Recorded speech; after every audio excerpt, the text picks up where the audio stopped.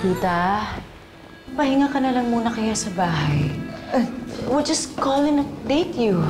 Oh, No, mabuti pa. Pahinga muna kayo sa bahay. hindi kita iiwan, anak. Hindi ko rin iiwan si Doy. Carlos, I have bad news. Ha? Bad news? Since hindi gumigising nor nagre-respond to any stimulus si Doy, our neuro ran an EEG test on him. At nakita namin na very minimal and close to none ang brain activities niya. Carlo. Anong ibig niyo sabihin, Doc? I'm sorry to say this, but Doy is now in a coma. Ah! Coma. Carlos. Ah! Carlos.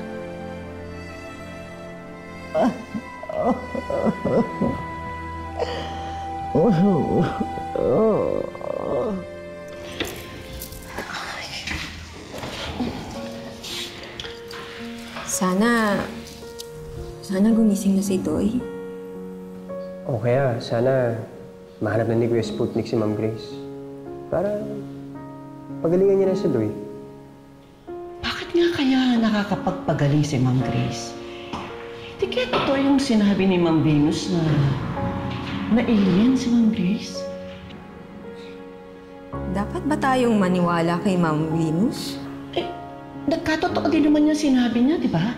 Ni Ma'am Grace na may bomba doon sa bedroom. Oh, tapos tayo lahat kitang-kita naman natin kung paano na tayo pinagaling. Aba, hindi yan ginagawa ng simple o normal na tao lang. Kung totoo ang alien siya, ang bait pala ng mga alien. Alam mo anak, dati, ang akala ko sa mga alien, yung sinasakop nila yung mga mundo. Pero, parang hindi naman ganun si Ma'am Grace. Ang totoo, parang nga siyang anghel eh. Kasi natulungan niya tayong lahat. Alam kong kakatapos lang natin magdasal sa Diyos. Pero totoo yung sinabi ni Aris eh. Sana mahanap na si Ma'am Grace. Sana magamit uli siyang instrumento para kay Doy. Sana nga.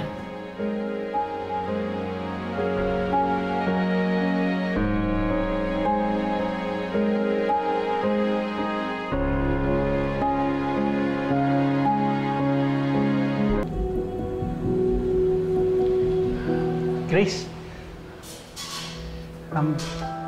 may mga test at saka i-observe pa nila si nanay para malaman kung fully recovered na siya. Pero para sa akin, alam ko healed na siya eh. Huwag ka mag-alala, magaling na siya. It's all because of you. Salamat sa mga tulong mo. Sa kabila ng mga atraso ko sa'yo. Sa inyo. Naiintindihan ko naman. Kasi mahal na mahal mo yung mga magulang mo, kaya mo lang nagawa yan. Pero, Seth, may mga mali kang nagawa, ha? Sana wag mo nang uulitin yun. No. Hindi ko na uulitin. I'm really terribly sorry. Pinagbintangan pa kita. May mga nasaktan dahil sa akin. Diyos ko, hindi ko alam kung ano nangyari sa akin.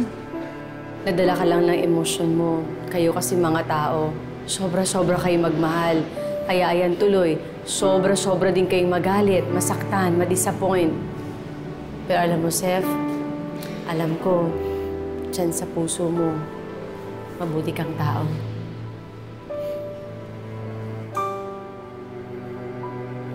Thank you.